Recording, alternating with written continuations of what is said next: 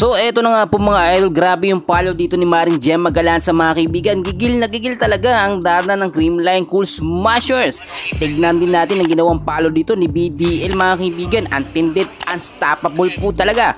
Finally game day na nga po at nasa game 2 tayo sa finals ng PBL. Petrogas kontra sa kupunan ng Creamline Cool Smashers.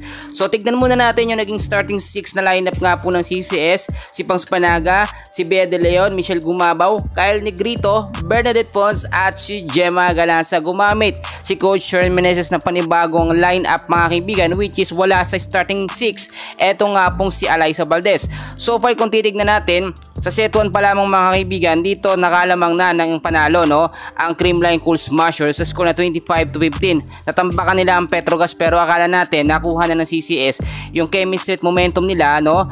At ito nangyari naman sa set 2 mga kaibigan, nakabawi naman ang Petrogas Angels 16-25 naman. Pero nakita nyo mga kaibigan, hindi nagpatalo ang Creamline Cool Smashers. Pinalakas nila ang kanilang ofensa at depensa pagdating sa set 3. So paano nangyari yun mga kaibigan no? Nagkaroon ng maayos na rotasyon at most of the time nakita natin malalakas ang tindi ng mga palo ni Gemma Galanza mga kaibigan, hindi masalo ng Petrogas Angels. So nagtapos ang set 3 mga kaibigan sa score na 25-21. Dito mga kaibigan, alam nyo ang Petrogas talaga no, napakagaling nilang gumawa ng estratehiya. Kapag alam nilang dihado sila, binabawian nila no.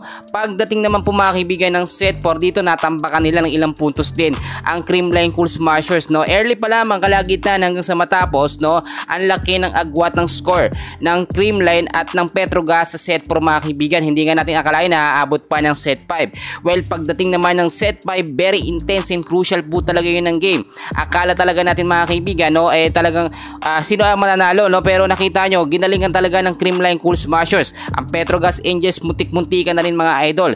Kung titignan nyo para sa akin mga kaibigan, hindi na naman talaga dapat sisihin din yung import nga o dalawang import ng Petrogas Angels no. Malakas din naman yung mga local player ng Petrogas, pero aminado tayo na hindi din nagkaroon talaga ng fair or patas na laban. Paano ko nasabi mga kaibigan, hindi dapat gumamit din ng import ang Creamline Cool Smashers kung ginagamit na import. Ito nga si MJ Phillips at si Brooke Bansikel kapag meron po tayong mga international game no. Alam nyo mga kaibigan, nanalo man ang Petrogas sa score na 25-15 sa set 4. Pagdating ng set 5, unpredictable talaga. Hindi natin malaman kung sino mananalo dahil yung offensa at depensa ng Creamline mas lumakas po talaga. Dito nagsisigawan na yung mga fans dahil nga po ang lakas din, ang gaganda ng mga bitaw ng Petrogas Angels at sunod-sunod naman ang errors po ng Creamline Cool Smashers. Yan muna ang update natin. Hindi so kakalimutan mag-like and subscribe. Maraming salamat.